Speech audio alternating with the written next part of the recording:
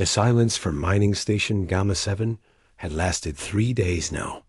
Admiral Kethvar of the Zephyrian Third Fleet stood before the massive viewing screen in his command ship, watching the empty space where signals should be coming from.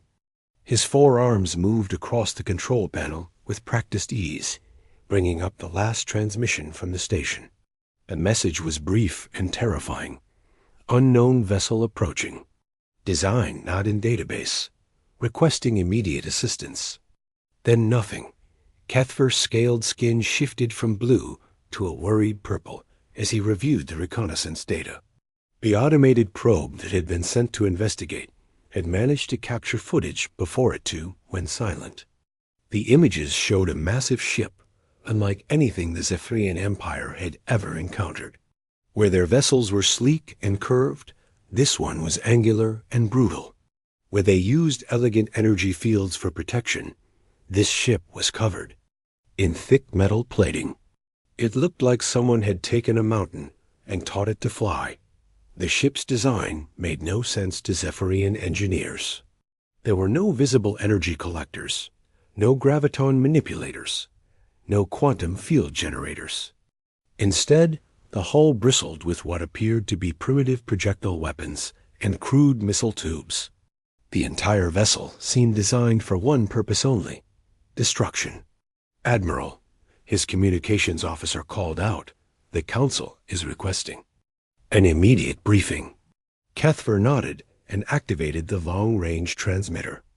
The holographic image of High Counselor Vexthara appeared before him, her ancient face showing deep concern. "Admiral, what do we know about this threat?" "Very little, Counselor. The vessel appears to be from the outer rim, possibly from one of the unexplored sectors. Our databases show no match for this design or the species that built it." "How many ships are we dealing with?" "Just one, Counselor, a single vessel." The High Counselor's expression shifted to confusion. "One ship has destroyed 3 mining stations and 17 reconnaissance probes?" "Yes, Counselor." "The vessel appears to be heavily armed and shows no interest in communication. It simply destroys anything that approaches." "Then we will respond with overwhelming force. Assemble your fleet, Admiral. 200 ships should be more than sufficient to deal with one primitive vessel." Kethvar agreed and began issuing orders. Within hours, the Third Fleet was moving toward the last known position of the mysterious ship. As they traveled, intelligence officers worked frantically to identify the vessel's origin. The only clue came from long-range sensors that had detected the ship's trajectory. It appeared to have come from a small yellow star system in an unexplored region of space. "What do we know about that system?" Kethvar asked his science officer. "Very little, Admiral. It contains a young star with several planets. Our long-range surveys show at least one world that might support life, but it was classified as primitive. No signs of space travel or advanced technology." "Then how did this ship come from there?" "Unknown, Admiral. Either our surveys were wrong, or this species developed very quickly." Meanwhile, millions of kilometers away, Captain Jake Morrison stood on the bridge of the USS Independence, humanity's first deep space exploration vessel. He was a tall man with graying hair and eyes that had seen too many battles back on Earth. His crew of 300 represented the best that humanity had to offer, volunteers who had left everything behind to explore the stars. "Captain, Chief." Engineer Lisa Rodriguez called from her station. "We're getting some strange readings on long-range sensors." Lisa was a brilliant woman in her 30s who had designed many of the Independence's systems herself. Her dark hair was pulled back in a practical ponytail, and her hands moved quickly over her controls as she analyzed the data. "What kind of readings?" "Energy signatures that don't match anything in our database. Multiple sources, moving information toward our position." Jake frowned and turned to his weapons officer. "Danny, what's our combat status?" Danny Clark was a young man who had served in Earth's final war before the planet united under one government. He understood weapons and tactics better than anyone else on the ship. His fingers danced over his console as he checked their arsenal. All systems green, Captain. Nuclear missiles loaded and ready. Kinetic cannons charged. Point defense systems online. Captain, Navigator Amy Sullivan interrupted.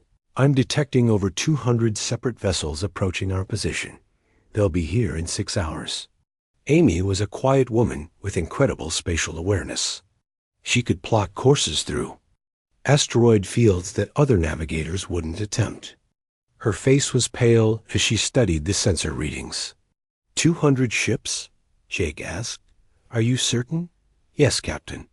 And they're all military vessels based on their energy signatures. Jake felt a cold weight settle in his stomach. The Independence was alone, millions of light years from Earth, facing an armada of unknown alien ships.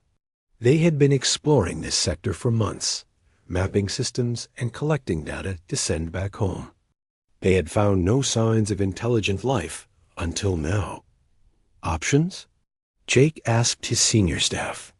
We could try to run, Amy suggested.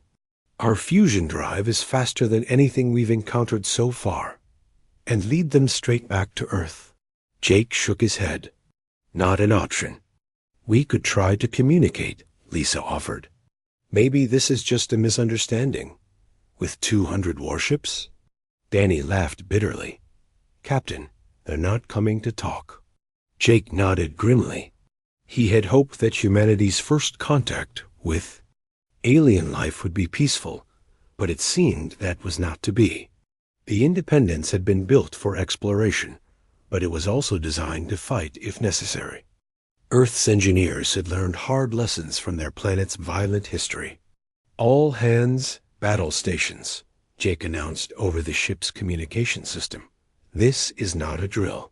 We are about to engage hostile alien forces. Remember your training, trust your equipment, and fight for Earth. Throughout the ship, 300 humans prepared for battle.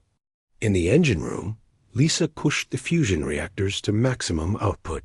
In the weapons bays, Danny's crews loaded the last of their nuclear warheads. In every corridor and compartment, men and women checked their equipment and said quiet prayers. The Independence was alone against impossible odds, but her crew was ready to fight. They were humanity's children, and they would not go quietly into the darkness. The galaxy was about to learn what humans were capable of when their backs were against the wall. The alien armada approached steadily, confident in their overwhelming numbers. They had no idea that they were about to encounter something entirely new in their thousands of years of galactic history. A species that had learned to wage war, not just with weapons, but with absolute determination to survive. The Zephyrian fleet emerged from hyperspace in perfect formation. 200 sleek vessels arranged themselves in a massive sphere around the human battleship, their energy shields glowing with pale blue light. Admiral Keffer studied the alien vessel on his main screen, still amazed by its crude appearance. The ship looked like it had been built in a scrapyard by someone who had never seen a proper starship. Maintain formation, Kethvar ordered his fleet commanders. This should be simple. One primitive vessel against our entire fleet. On the Independence, alarms blared as the alien ships materialized around them. Jake Morrison gripped the arms of his captain's chair as he watched the tactical display fill with hostile contacts. The aliens had positioned themselves perfectly to prevent any escape, but they hadn't opened fire yet. Communications coming in, Captain, reported Communications Officer Pete Barnes, a thin man with nervous hands. It's on multiple frequencies. Some kind of translation metrics. Put it through, Jake ordered. The main screen flickered and showed Admiral Kethvar in his command center. The alien was tall and reptilian, with 4 arms and scales that shifted from blue to purple. When he spoke, the translation software turned his words into heavily accented English. Unknown vessel, you have violated Zephyrian space and destroyed our installations. I am Admiral Kethfor of the Third Fleet. You will shut down your weapons and prepare to be boarded for interrogation." Jake stood up slowly, straightening his uniform. He had practiced first contact scenarios many times, but never under these circumstances. "I am Captain Jake Morrison of the Earth vessel Independence. We were not aware this space was claimed by anyone. We are explorers, not invaders." Kethfor's scales darkened to an angry red. "Explorers do not destroy mining stations and kill innocent workers. You will surrender immediately or face the consequences." "We haven't attacked anyone," Jake replied firmly. "Our mission is peaceful exploration. If your people have been harmed, we had nothing to do with it." The alien admiral's forearms gestured angrily. "Do not lie to us, human. Our probes recorded your vessel at each attack site. You will submit to our authority or be destroyed." Jake felt his own anger rising. These aliens were accusing his crew of murder without any evidence. They had surrounded his ship with overwhelming force and were making demands like conquerors. "Admiral, I'm telling you the truth. We are not responsible for these attacks. I suggest you withdraw your fleet, and we can discuss this situation properly." Kethfor stared at the human in disbelief. The primitive creature was actually making demands when facing 200 warships. Either the species was incredibly stupid or incredibly arrogant. "You are in no position to make suggestions, human. This is your final warning. Surrender or face destruction." "The answer is no," Jake said quietly. "We will not surrender to false accusations." The communication ended abruptly. On both ships, crews prepared for battle. Kethvar could not believe the humans' foolish bravery. In his experience, primitive species always surrendered when faced with superior numbers. These humans seemed different, but numbers were numbers. "Signal the fleet," Kethvar ordered. "Fire a warning shot across their bow. Show them what they're facing." The nearest Zephyrian cruiser fired a single energy beam that passed just in front of the Independence's nose. The beam was bright enough to light up the human ship's hull and powerful enough to destroy a small asteroid. It was meant to demonstrate overwhelming power and encourage immediate surrender. Instead, Jake Morrison interpreted it as the opening shot of battle. "They fired on us," he announced to his crew. "All weapons, target the ship they fired. Return. Fire immediately." Danny Clark's hands flew over his weapons console, locking onto target, firing kinetic penetrators and nuclear missiles. The Independence's first salvo was devastating. 6 tungsten rods accelerated to near light speed smashed through the Zephyrian cruiser's energy, shields like they weren't there. The alien ship's crew had just enough time to realize their shields were useless before 3 nuclear warheads detonated against their hull. The explosion lit up space like a new star. When the light faded, the Zephyrian cruiser was gone, vaporized completely. Debris scattered in all directions, some pieces striking nearby alien ships. Kethvar stared at his tactical display in shock. One of his heavy cruisers had been destroyed in seconds by weapons he didn't understand. The humans had used solid projectiles instead of energy beams, and their explosive devices were far more powerful than anything in the Zephyrian arsenal. "All ships open fire," he ordered desperately. "Destroy that vessel now." The Zephyrian fleet responded with a barrage of energy weapons that would have obliterated any normal ship. Hundreds of particle beams and plasma bolts struck the Independence from every direction. The human vessel disappeared in a ball of destructive energy that should have reduced it to atoms. When the light faded, the Independence was still there. Her hull was scarred and blackened, but her armor had held. The ship had been designed to survive nuclear warfare, and alien energy weapons couldn't penetrate her thick metal plating. "Damage report," Jake called out. "Hull breaches on decks 7 and 12, Lisa reported from engineering. "Damage control teams responding. armor held on all major sections. "We're still in the fight, Captain." Jake nodded grimly. The aliens had made their choice. Danny, target their command ships. Show them what human weapons can do. The Independence's guns spoke again. This time, Danny had targeted the larger vessels in the alien formation. Nuclear-tipped missiles streaked toward their targets, while kinetic rounds punched through shield after shield. The aliens watched in horror as their most powerful warships were systematically destroyed. Their energy shields, so effective against other alien weapons, were useless against solid projectiles moving at incredible speeds. Their armor, designed to deflect energy beams, crumpled like paper under nuclear explosions. In minutes, 12 more Zephyrian ships were destroyed or crippled. "Impossible," Kethver whispered as he watched his fleet being torn apart. "How can one ship do this much damage?" His science officer was frantically analyzing the human weapons. "Admiral, they're using primitive kinetic technology, but at velocities we've never seen. Their explosive devices appear to be nuclear fusion weapons. Our shields can't stop solid matter moving that fast." Kethver realized with growing horror that his fleet was facing something completely outside their experience. These humans fought like no other species in the galaxy. They used crude but terrifyingly effective weapons, and their ship could absorb damage that would destroy any other vessel. The Independence turned toward another group of alien ships, her weapons already reloading. Jake Morrison's voice echoed across the bridge as he gave his next order. "Continue firing. Show them that humans don't surrender." The battle had been raging for 20 minutes, and Admiral Kethvar was beginning to understand that he was facing something far beyond his experience.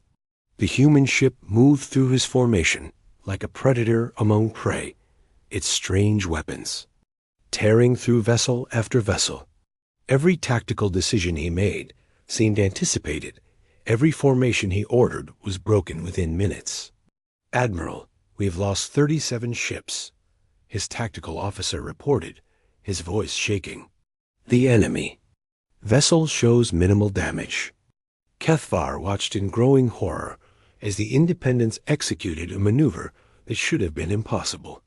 The human ship suddenly accelerated directly toward a group of his heavy cruisers, absorbing their combined firepower without slowing down.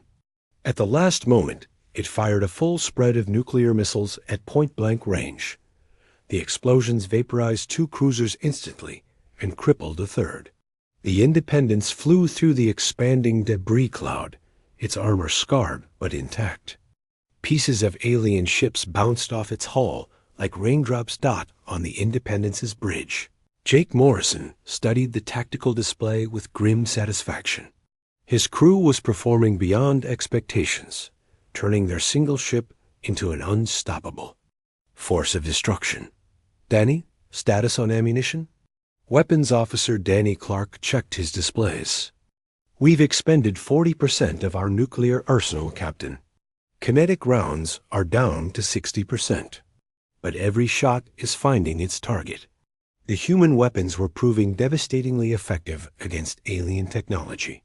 Where the Zephyrians expected energy weapons that could be deflected by shields. They faced solid projectiles that punched through their defenses like they weren't there. Where they anticipated conventional explosives, they encountered nuclear warheads that turned their ships into expanding clouds of plasma. Their tactics make no sense, Kethvar muttered as he watched the Independence charge directly into the center of his formation. No civilized species fights like this. His science officer looked up from his analysis. "Admiral, I believe they're using their ship's mass as a weapon. They're ramming our vessels while firing at point-blank range." "That's suicide," Kethver protested. "No crew would accept such orders." But the humans seemed to embrace tactics that other species considered insane. Lieutenant Ben Harris led damage control teams through sections of the Independence that were open to space, sealing breaches while under fire. When hull plating was torn away, his teams welded new armor in place and kept fighting. Engineering. To bridge, Lisa Rodriguez's voice crackled over the communication system. I'm pushing the fusion reactors to 120% of rated capacity. We can maintain this power level for another hour before we risk core breach. Do it, Jake ordered without hesitation. We need every advantage we can get. Lisa's engineering teams worked miracles throughout the ship. When energy conduits were severed by alien fire, they rerouted power through backup systems. When the main computer core was damaged, they switched to the auxiliary processors without missing a beat. The Independence had been built with redundancy upon redundancy, designed by engineers who understood that war meant things would break. Amy Sullivan plotted impossible courses through the alien formation, using the Independence's superior maneuverability to stay ahead of enemy targeting systems. Her calculations allowed the ship to appear where the aliens least expected it, striking targets before they could react. Captain, I'm reading mass driver signatures from the enemy fleet. Amy reported. They're trying to copy our kinetic weapons. Jake smiled grimly. Too little, too late. Danny, show them how it's really done. The Independence's main guns fired a synchronized salvo that had taken years of practice to perfect. Tungsten rods, accelerated to incredible velocities, struck 6 different targets simultaneously. The alien ships, not built to withstand solid impacts, were torn apart by the kinetic energy. Kethver watched another squadron of his ships die and realized his fleet was being systematically destroyed. The humans fought with a coordination that seemed almost supernatural. Every crew member knew exactly what to do, when to do it, and how to do it better than their enemies. Admiral, the enemy is hailing us, his communications officer announced. Captain. Jake Morrison appeared on the main screen, his uniform torn and his face streaked with smoke. Behind him, the Independence's bridge showed signs of battle damage, but the crew continued working at their stations with deadly efficiency. Admiral Kethver, you have one chance to save what's left of your fleet. Order your ships to withdraw immediately. Kethver's scales flushed with rage. You dare offer terms to us? We outnumber you 50-1. You outnumbered us 200-1 when this started, Jake replied calmly. How did that work out for you? The alien admiral looked at his tactical display and saw the truth. Half? His fleet was gone, destroyed by a single human vessel that showed no signs of stopping. His remaining ships were damaged and demoralized, their crews beginning to panic. What are you? Kethver asked, his voice barely a whisper. We're humans, Jake said simply. We're explorers, engineers, and scientists.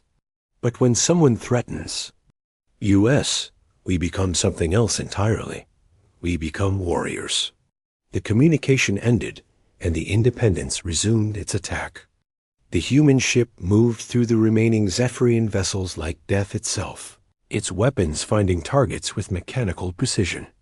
Danny Clark coordinated devastating attack patterns that exploited every weakness in alien fleet tactics. They learn, Kethver realized with growing terror. They analyze our formations and adapt their attacks. How is that possible?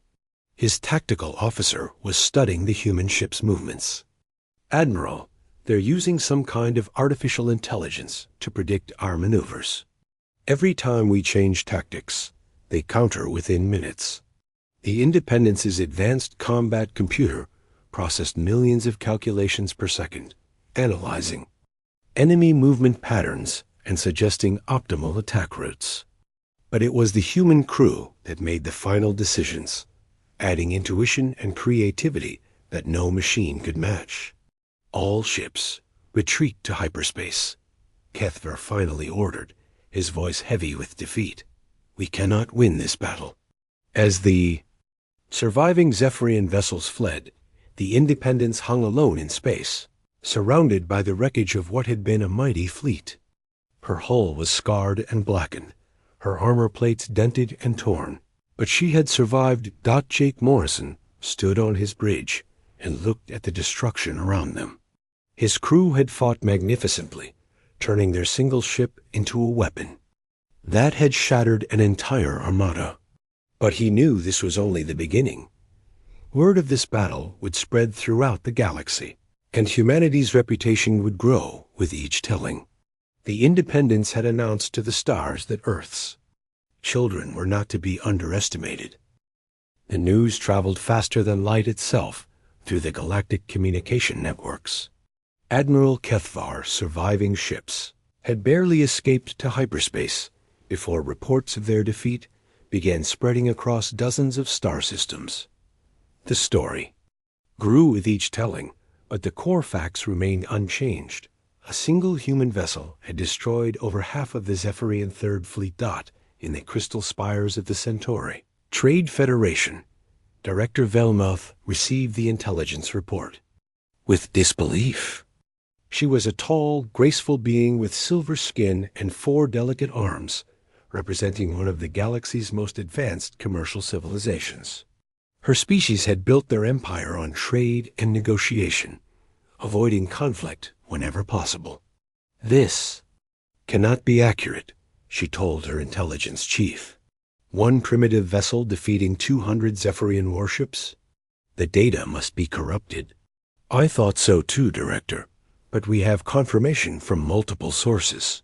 The humans appear to use weapons technology that our shields cannot stop. Solid projectiles and nuclear explosives that bypass energy defenses entirely." Velmuth studied the tactical recordings that Kethvar had transmitted before his retreat. The human ship moved like nothing she had ever seen, absorbing damage that would cripple any other vessel while dealing out destruction with mechanical precision. What do we know about this species? Very little. They appear to be from a system called Sol, located in the Outer Rim territories. Our long-range surveys classified their world as primitive, but clearly our information was outdated. "Send additional patrols to monitor the border regions," Velmuth ordered. "If these humans are expanding into our space, I want advance warning." Her caution proved wise.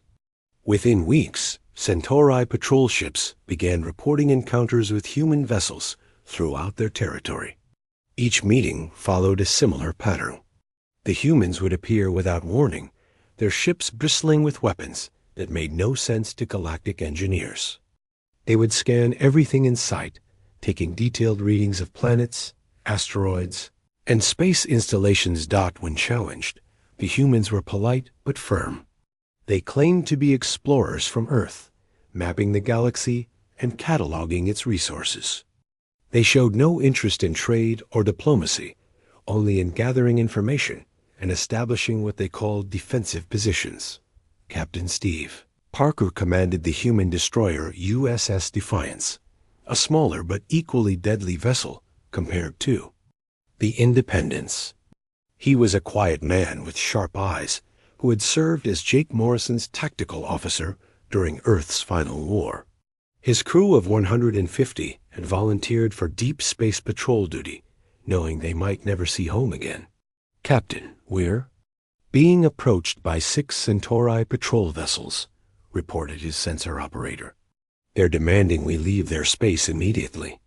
Steve studied the alien ships on his tactical display. They were beautiful vessels, all curves and flowing lines, designed more for show than for battle. Their energy signatures indicated advanced technology, but nothing that suggested serious military capability. "Open communications," he ordered. The Centauri squadron leader appeared on the main screen, his silver skin gleaming under the bridge lights. "Human vessel, you are trespassing in Federation space. Withdraw immediately or face the consequences." "This is Captain Steve Parker of the Earth Destroyer Defiance. We're conducting scientific surveys in unclaimed space. Our star charts show no territorial markers in this system. Your charts are outdated. This system was claimed by the Federation 3 years ago. You will leave now." Steve's expression hardened. The aliens were making the same mistake the Zephyrians had made, assuming that humans would back down when confronted with superior numbers. "Negative. We have as much right to be here as you do. If you want us to leave, you'll have to make us." The Centauri leader's face showed shock at the human's arrogance. "You are outnumbered 6-1. This is your final warning." "Understood," Steve replied calmly. "Fire when ready." The communication ended, and both sides prepared for battle. The Centauri ships were faster and more maneuverable than their human opponent, but they had never faced weapons like the ones mounted on the Defiance. When they opened fire with their particle beams and plasma cannons, the human ship absorbed. The punishment and kept coming. Steve's crew had studied the Independence's battle, recordings, and learned from Jake Morrison's tactics. They used their ship's superior armor and firepower to close with the enemy, firing nuclear-tipped missiles at point-blank range. The first Centauri vessel vanished in a ball of nuclear fire before its crew realized their shields were useless. Remaining alien ships tried to retreat, but the Defiance was faster than they expected. One by one, Steve's gunners picked them off with kinetic rounds that punched through their hulls like tissue paper. Within 30 minutes, the entire Centauri patrol was destroyed. Similar encounters occurred throughout the galaxy as more human ships appeared in previously safe systems. A heavy cruiser USS Vengeance, commanded by Captain Linda Martinez, decimated a Vraxian Empire border fleet that tried to prevent human expansion into their territory. The battlecruiser USS Thunder, under Captain Rick Johnson, destroyed a pirate base that had been operating with impunity for decades. Each victory added to humanity's growing reputation as the galaxy's newest apex predator. Alien military strategists struggled to understand human combat doctrine, which seemed to embrace tactics that other species considered suicidal. Human ships were built like flying fortresses, designed to absorb tremendous punishment while dealing out even more dot in the halls of the Galactic Council. Emergency sessions convened to discuss what they had begun calling the human problem. Representatives from dozens of species gathered to share intelligence and debate responses to this new threat. "They fight like savages," declared Ambassador Crix of the Hegemony Empire. "No civilized species would use nuclear weapons in space." "Combat. Their ship designs make no sense," added Science Minister Vorth of the Academic Coalition. "They sacrifice efficiency for durability, speed for firepower. It's as if they expect every voyage to end in battle." High Counselor Zara, an ancient being whose species had helped found the Council millennia ago, listened to the debates with growing concern. She had seen many species rise and fall during her long lifetime, but none quite like the humans. "What do we know about their homeworld?" she asked. "Earth appears to be a death world," reported the Council's chief xenobiologist. "High gravity, extreme weather, dangerous wildlife, and frequent natural disasters. The humans evolved in an environment that would kill most galactic species within hours." "That explains their durability," Zara mused. "What about their psychology?" "They appear to be natural warriors. Their history shows constant warfare between tribal groups, nation-states, and ideological factions. They only achieved planetary unity after a devastating global conflict that nearly destroyed their civilization." Zara nodded slowly.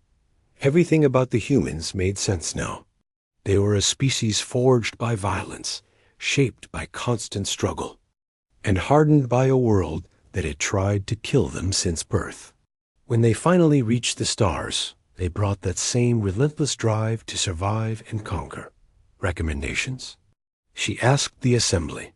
The debate that followed lasted for hours, but no clear consensus emerged. Some advocated immediate military action to contain the human threat before it grew larger. Others suggested diplomatic contact to negotiate territorial boundaries. A few extreme voices called for a preemptive strike on Earth itself, but in the end, they decided to watch and wait, gathering more intelligence before making any major decisions. It was a choice they would soon regret, as human ships continued to appear throughout the galaxy, each encounter adding to their legend as unstoppable. Warriors from a world of endless war. 6 months had passed since the Independence's first battle with the Zephyrian fleet, and the galaxy had changed forever. Human ships now patrolled what they called the Terran Defense Perimeter, a vast region of space that expanded daily as more vessels arrived from Earth. The aliens had learned to recognize the distinctive angular designs of human warships, and most chose to avoid contact rather than risk another devastating encounter. That Captain Jake Morrison stood on the bridge of the Independence, now the flagship of humanity's growing interstellar fleet. His ship bore the scars of dozens of battles, her hull patched and repaired, but still proudly defiant.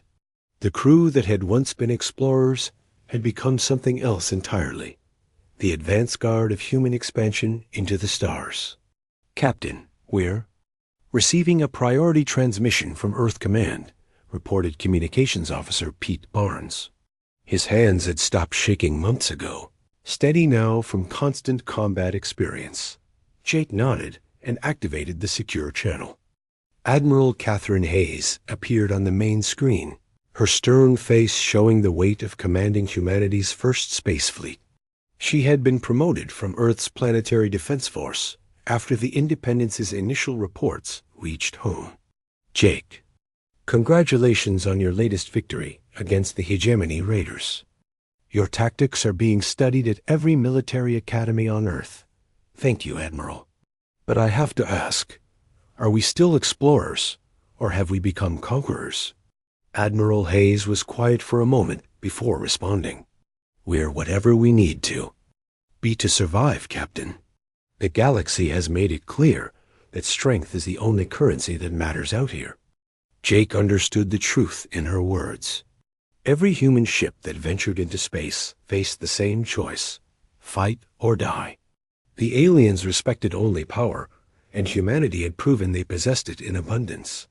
Their reputation had grown with each encounter, turning them from unknown primitives into the galaxy's most feared warriors. What are your orders, Admiral? The Galactic Council has finally agreed to negotiate. They want to discuss territorial boundaries and trade agreements.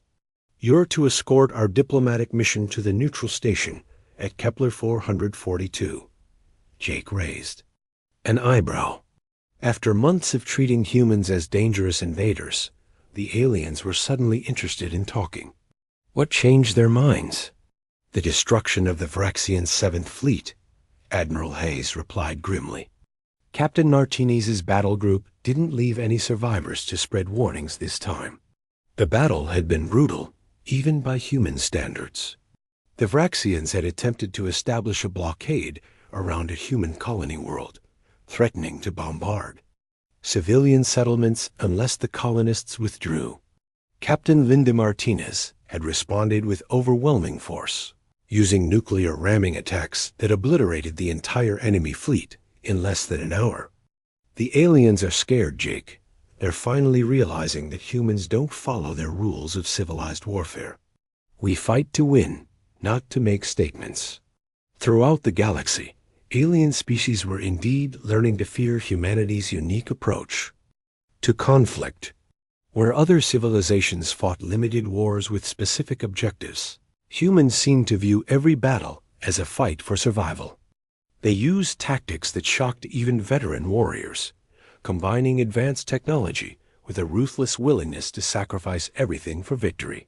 Engineer Lisa Rodriguez had been promoted to Fleet Engineering Command, designing new ship classes based on combat experience. Her latest creation, the Dreadnought-class battleship, mounted weapons that could crack planets. The mere existence of such vessels sent shockwaves through alien governments. Captain, we're approaching the rendezvous point, reported Navigator Amy Sullivan. She now commanded the navigation division for the entire Terran fleet. her skills in plotting safe routes through hostile space making her invaluable. The diplomatic convoy consisted of 12 human warships escorting a single passenger vessel. The aliens had requested a small delegation, but humanity had learned not to trust alien promises of safety. Every human ship was loaded for war, their crews ready to fight at a moment's notice. Weapons Officer Danny Clark studied his tactical display as they approached the neutral station. "Captain, I'm reading over 50 alien vessels in the area. Multiple species, all heavily armed." "Expected," Jake replied calmly.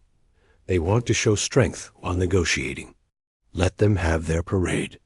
The Galactic Council had chosen Kepler Station as the meeting site because it was theoretically neutral territory, administered by an ancient artificial intelligence that had outlasted its creators. The massive structure hung in empty space between star systems, its crystal and metal construction gleaming under the light of distant suns dot as the human fleet approached. Alien vessels from dozens of species took defensive positions around the station. Zephyrian warships maintained careful distance from the Independents, their crews still traumatized by their first encounter with human weapons. Centauri trade vessels monitored the situation from the safety of the outer system, ready to flee if negotiations broke down. Incoming transmission from the station, Pete Barnes announced. High Counselor Zara appeared on the main screen, her ancient face showing both dignity and barely concealed fear. She represented one of the galaxy's oldest species, beings who had helped establish interstellar law when humans were still discovering fire. "Captain Morrison, welcome to Kepler Station. The Council is prepared to begin negotiations immediately." "Thank you, Counselor. Our diplomatic team is ready to beam over." "That will not be necessary," Zara replied quickly. "We have prepared secure communication links for remote negotiation. There is no need for physical contact." Jake smiled grimly. The aliens were too frightened to allow humans aboard their station, afraid that even diplomats might prove dangerous. Their fear was not entirely unreasonable, as human diplomatic teams traveled with full military escorts and contingency plans for armed extraction. The negotiations lasted 3 days, with both sides carefully establishing boundaries and protocols for future contact. The aliens agreed to recognize human territorial claims in exchange for guarantees that humanity would not expand beyond the Terran defense perimeter without Council approval. Trade agreements were established, though most alien species remained reluctant to interact directly with human merchants. "They're treating us like a dangerous animal that needs to be contained," observed Dr. Sarah Kim, humanity's chief diplomatic officer. "They respect our strength, but fear our unpredictability." Jake nodded as he watched the alien fleets maintaining their careful distances. Maybe that's not such a bad thing. Fear can be more useful than friendship when dealing with potential enemies. The final agreement established humanity as a recognized galactic power, entitled to territorial rights and representation in Council affairs. But the real victory was not written in any treaty. The galaxy had learned that Earth's children could stand among the stars as equals, and that any species foolish enough to threaten them would face consequences beyond imagination. The Independents had become a legend throughout known space. Alien children were told stories of the human battleship that could not be stopped, that fought impossible odds and won through sheer determination. Military academies across the galaxy studied human tactics, trying to understand how one species could be so effective at warfare. "Sir, we're receiving reports from the outer colonies," Amy Sullivan announced. 3 more human settlements have been established in the Rigel sector. Our expansion continues. Jake watched the stars through the bridge viewport and thought about how far they had come. They had left Earth as peaceful explorers, hoping to find their place among the galactic community. Instead, they had carved out that place with nuclear fire and kinetic weapons, earning respect through strength, rather In diplomacy, the galaxy was vast and full of wonders, but it was also dangerous beyond imagination. Humanity had learned that survival required more than good intentions and scientific curiosity. It required the willingness to fight for what you believed in, to protect what you loved, and to never surrender, no matter how bad the odds appeared. As the Independence led the human fleet away from Kepler Station, Jake reflected on their journey from a single ship facing impossible odds to the flagship of an interstellar empire. They had proven that humans belonged among the stars, not as subjects or junior partners, but as equals who would defend their place with everything they possessed. Behind them, alien fleets watched nervously as the human ships departed, knowing that they had just negotiated with the galaxy's newest apex predator. The age of peaceful expansion was over, replaced by an era where strength determined survival, and humanity had proven they possessed both in abundance. The Independence sailed on through the void, carrying the hopes and dreams of an entire species toward whatever challenges awaited them in the endless dark between the stars.